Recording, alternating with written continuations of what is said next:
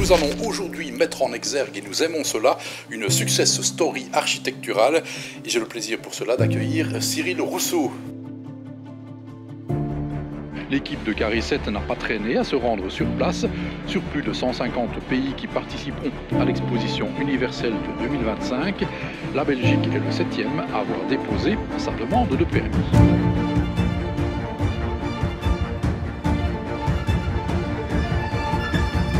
Objectif numéro 1, c'était le dépôt du permis, mais avant toute chose, c'était rencontrer pour la première fois physiquement tous nos associés et tous nos collaborateurs présents au Japon.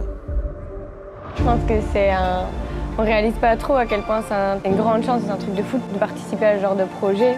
C'est la concrétisation de 1 an de travail au final. On s'en rend pas assez bien compte.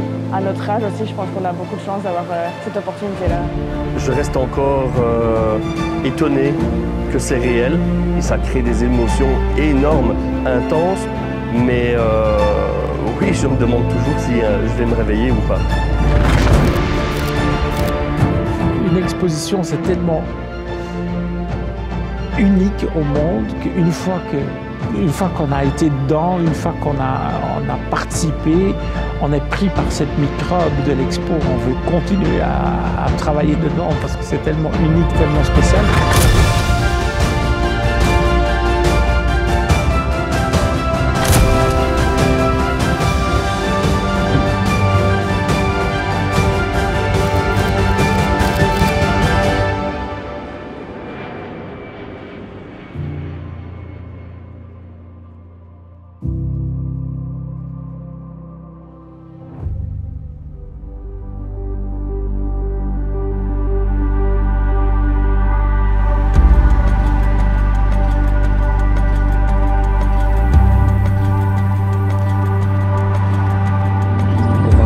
Nos associés architectes qui s'appellent JME.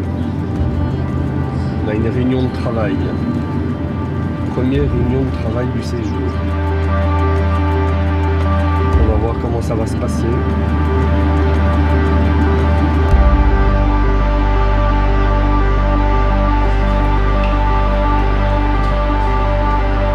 What we have heard in Japan is that the lead time for the Japanese material in the country, it's up to 10 months for the steel.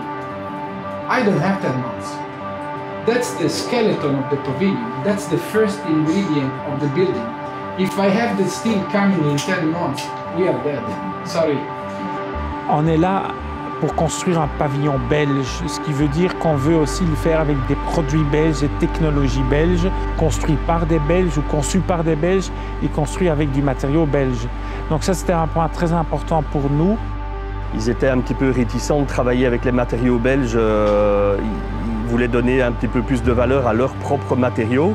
Mais quand tu calcules que l'acier ici au Japon est quasiment 3 fois plus cher en Belgique, et qu'on fait nos calculs en se disant si on fait travailler une entreprise belge et qu'on paye le transport, ça revient encore quasiment à la moitié du prix qu'au Japon.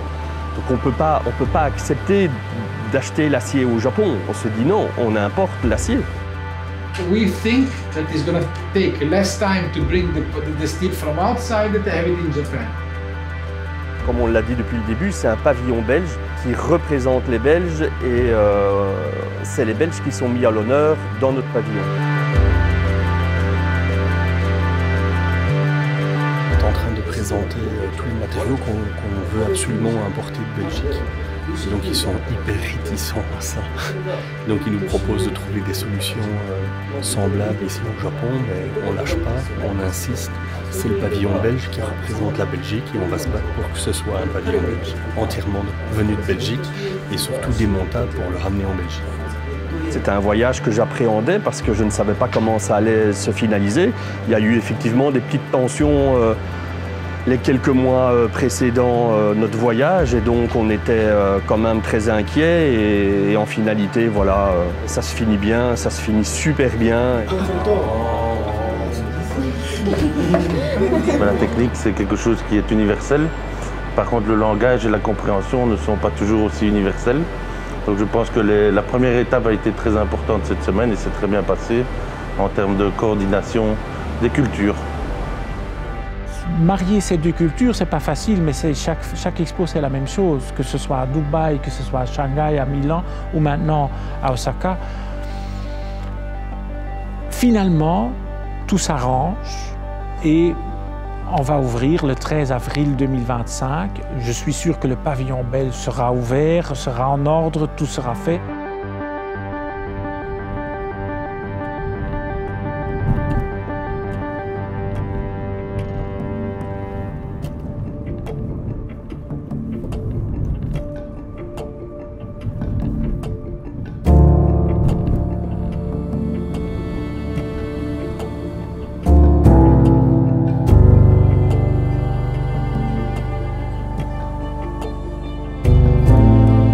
Habituellement, c'est la première chose que tu fais quand on te confie une mission, c'est vraiment aller sur place. Et là, c'est l'inverse. On a travaillé avec des images. Quand on est allé voir le site, le projet était fini, donc je voyais déjà le bâtiment sur le site. On travaille pendant des mois, parfois des années, sur un projet sur papier. Et j'ai hâte de le voir effectivement pousser du sol, de voir ce pavillon devenir réalité. C'est justement la partie adorable de ce qu'on fait. Donc, Your professional life will be forever changed. There's nothing more prestigious that you'll do in a pavilion in an expo. There are the best architects in the world. So what is your recent project? You know, I designed the Belgian pavilion in Expo 2025 Osaka, and people were like, really? I have a huge admiration for Cyril to have decided to give such a responsibility to young, determined and talented architects. Alexis et Camille sont deux jeunes architectes très compétentes. Ils ont des idées très claires de ce qu'elles veulent. Ils mènent le projet, honnêtement, ils le font très bien.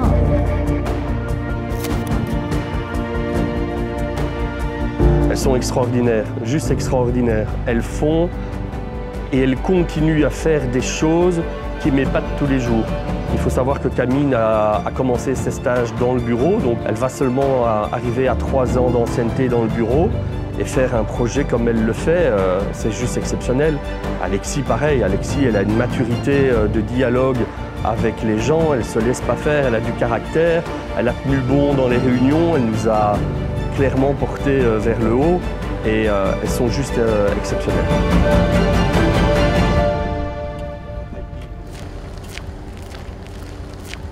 Ça, c'est la taille du bâtiment, plus ou moins, comme il est là. Tu vois ? Plus ou moins du fil au fil. Et à côté, ça sera le pavillon italien. Et là, c'est un pavillon pour l'Union européenne. Et si tu regardes là, tu vois, ce sont toutes les fondations en périphérie. Et le ring, là, va continuer comme ça partout. C'est très impressionnant. Tu vois, la différence entre les architectes et les ingénieurs, c'est que les architectes viennent voir le site, voir où on va construire, et les ingénieurs sont tout de suite orientés sur des structures métalliques. Regarde Jean-Sébastien là-bas qui prend des photos de tout ce qui est en construction. Les ingénieurs sont un mal nécessaire, mais je les aime bien quand même. On a pu enfin avoir la chance de pouvoir visiter le site et de découvrir notre terrain, notre emplacement, voir le début des travaux et surtout voir à quoi ça va ressembler, pouvoir s'imprégner un peu de l'ambiance du site. Donc c'est vraiment une très grande émotion pour nous d'être ici ce midi et j'en suis encore très ému. On crée réellement une affinité très profonde avec ce bâtiment. Je dois dire, c'est émotionnel.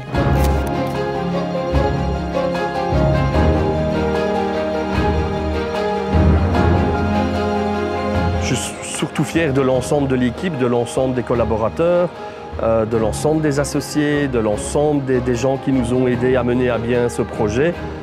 Encore une fois, c'est un projet d'équipe et ce projet n'aurait pas pu se faire sans l'aide de chacun d'entre eux. Je trouve ça cool que ça ait pu aboutir. Après, je ne sais pas si je peux dire que je suis fière de moi, mais je trouve qu'on a quand même réussi. Moi, je peux le dire que je suis fière de toi.